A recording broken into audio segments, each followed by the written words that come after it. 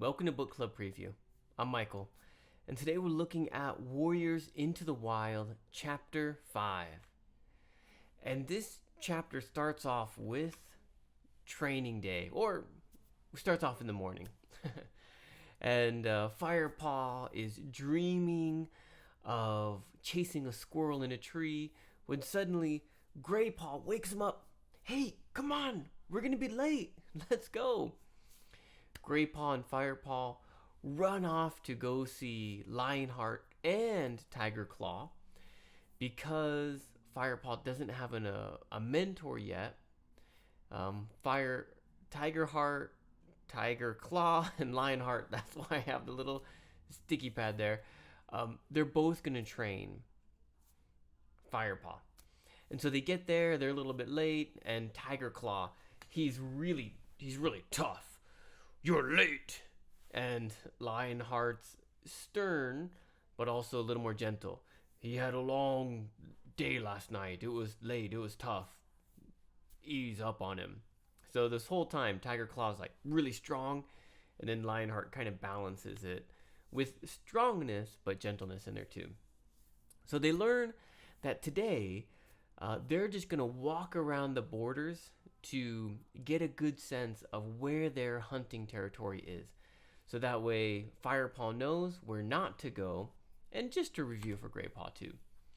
So they run off into the forest, and they find this two-legged path, and they stop. And then they test Firepaw. What do you smell? What do you hear? What do you see? Is it safe to go across? And Firepaw, he smells and he listens. He says, oh, there's a two-leg that came by here with their dog, but they're gone now and it's safe. And they say, oh, good job. Let's go. And they continue on into the forest. In the forest, they see some trees and they learn about like the tree cutters or tree diggers or whatever. But they continue on to the Sunning Rocks. And this tension.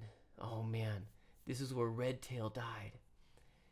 And Tiger Claw shows where the rock is that has the boundary between ThunderClan and the RiverClan. And there's a real strong smell of RiverClan because they make their scent along this path. But Tiger Claw also puts his scent on this rock and kind of claims that territory also. And then they take off more towards the Four Trees.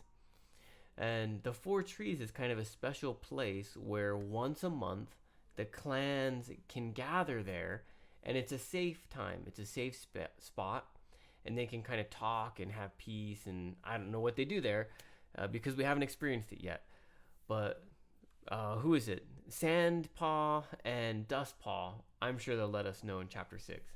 But they go to the Four Trees where these four huge old oaks are that kind of represent each clan, and each clan gathers there. And they kind of talk about that a little bit. And Firepaw says something like, why don't the clans get together and work together and help each other out? And Tiger Claw is really angry. That soft kitty pet thinking is going to get us killed. And Lionheart's like, hey, he spoke from his heart. He doesn't understand yet. And they talk about like clan loyalty a little bit, and Firepaw's like, oh, okay, I understand. Yeah, ThunderClan, let's go. Then they go to another area, and this is the boundary for ShadowClan, I think it is, and this is the Thunder Path, which we can recognize as a big highway or freeway where cars are going by. And when Firepaw first sees this, he gets kind of scared as a huge car zooms by, and they just call them monsters. But this is the Thunder Path. On the other side of Thunder Path is the ShadowClan territory. And so Firepaw gets to know that, and they say, okay, that's kind of the boundary of our area. Let's go back home. And they take the long way because they don't want to go through the way where there's snakes. They get back home. It's mealtime. Sandpaw and Dustpaw have caught some fresh food for them, and so they're eating the food, and Dustpaw and Sandpaw still don't like Firepaw. And they're like, oh, the kitty pet's eating our food that we worked hard for. And Graypaw's like, yeah, we went to the boundary and we're protecting our territory. And they're kind of going back and forth with some heat or some rivalry. But the real big thing is when Sandpaw and Dustpaw tell Graypaw and Firepaw, oh, well, we're going to the Four Trees tonight because tonight's the night of the full moon and we get to go there and see the other clans. And Firepaw's really jealous because he wants to go see the other clans too, but he can't, and he goes to sleep. The next morning, they wake up early and they rush off to where Lionheart and Tiger Claw are supposed to meet him, but they're not there yet. But Ravenpaw is there, and Ravenpaw is going to train with them, and Ravenpaw is kind of like, oh, my shoulder hurts, and oh, my life is so tough. And Tiger Claw hears and, Ravenpaw, you should not talk about your pain. A warrior keeps his pain inside. And Ravenpaw, oh, I'm so sorry. And poor Ravenpaw, Tiger Claw is really sad and embarrassed to have this weak Ravenpaw as his apprentice. But they talk about, like, okay, today we're going to practice stalking. Let me see your stalking pose. And Graypaw goes into a stalking pose and starts walking around. And Ravenpaw goes into a stalking pose and starts walking around. And Firepaw's kind of looking at him. He's like, okay. And then he goes into a stalking pose and starts walking around. Tiger Claw, Firepaw feels pretty good. But Tiger Claw's like, oh, that stalking pose is from a kitty pet, and you're not going to be able to catch any mouse walking like that. And he's saying hard things. But Lionheart's like, oh, yeah, you're right. He has some problems here, but his position is really balanced and really good. And he says, better than Ravenpaw. And Tiger Claw's like, oh, Ravenpaw, I've been teaching you for 2 moons, and this kitty pet is doing better than you. And Firepaw tries to defend Ravenpaw, but they just get angry at him. And Graypaw just tries to make a joke, and he's like, oh, well, I can only catch dumb mice because I walk like I'm broken or something. And he's walking all funny and trying to make a joke. But Lionheart says, this is no time for jokes. We must be serious. And stern, but not angry. And then they give him the challenge. Okay, I want you apprentices to go off and see if you can catch a prey. Graypaw, you go that way. Ravenpaw, you go that way. Firepaw, you go that way. And so they all take off, and Firepaw climbs up this hill, and he's down low listening. He's looking for a rabbit, but he's smelling it. Oh, his mouth is open. Try to get every smell on. He sees a mouse, and he walks towards that mouse quietly, practicing what he learned about balance and not shaking the ground. They said, like, a rabbit will smell you, but a mouse will feel you as you're walking by. So you have to be really gentle. He's walking by, and then he sprints, and he catches the mouse, and he kills the mouse, and he takes it back with pride as he's now truly an apprentice after his first kill. So he feels very proud. And that's the end of chapter 5. All right, let's jump into some vocabulary. The first word we have here is drowsiness. That's kind of how you feel late at night, feeling sleepy, or early in the morning. Evaporated is when water turns to a gas. Okay, in the hot sun, if you have some water, it goes into the air. So his drowsiness evaporated once he remembered it's training day. He's part of the ThunderClan, and he just, whoa, let's go. He's excited. Ruffled. This is like to mix or stir.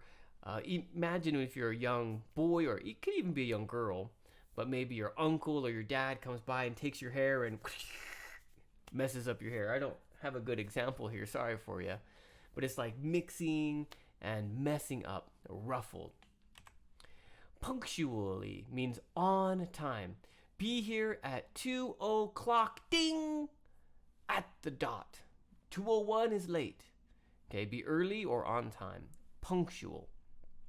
And that comes from grammar, like a period or a comma, not missing those things. That's called punctuation. And so adding commas where commas need to be and periods and things like that, that's called being punctual. And it also means being on time. Carpeted means covered. The leaves covered the ground, carpeted the ground. Pungent is a strong smell. Oftentimes unpleasant, but it doesn't have to be unpleasant, but just kind of strong and, oh, what's that smell? And lurid means like strong in color, like a black and white, like the difference is really powerful, but also maybe even coming out.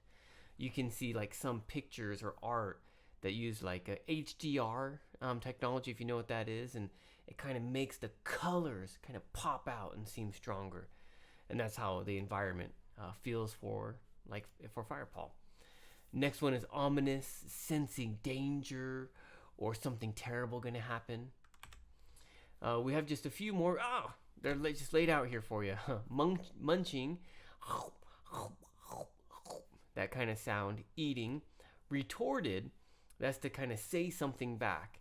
So maybe your friend says, "Oh man, you're as stupid as a rock." Okay, something like that. And you're like, well, you're as ugly as I don't know, what's something that you think is really ugly? A monkey, one of those, what is that? A blobfish. Oh man, those are ugly. So you say something back, you retort and kind of say something back to someone. Twinge is kind of like a small, quick movement, or it could just be small. A twinge of fear, you can say, a small little movement of fear in your heart.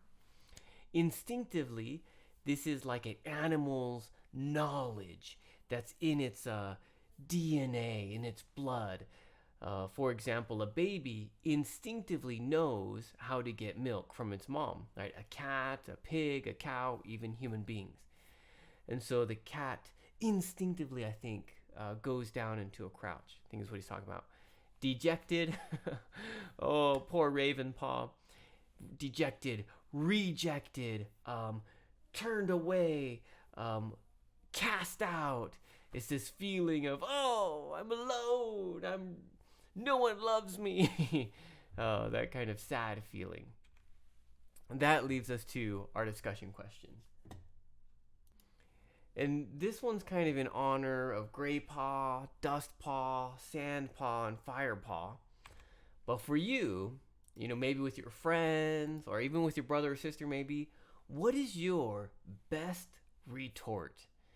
Okay?